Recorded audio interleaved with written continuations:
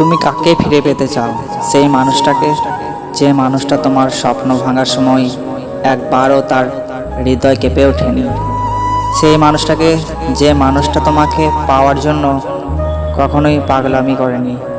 কাকে চাও? সেই মানুষটাকে, যে তোমাকে দেখার জন্য কখনোই ব্যাকুল হয়নি। সেই মানুষটিকে, যে মানুষটা চলে যাওয়ার সময় একবারও তোমার কথা ভাবেনি। তুমি কি সত্যি তাকে চাও, যে সব জানতো তোমাকে ছেড়ে যাওয়ার পর তোমার অবস্থা কতটা খারাপ হতে পারে?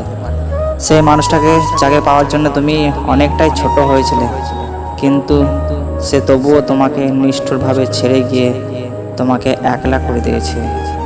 সেই মানুষগুলো সত্যিই খুব স্বার্থপর হয়। দ্বিতীয়বার আর তাদের ফিরিয়ে আনার ব্যর্থ প্রয়াস করো না।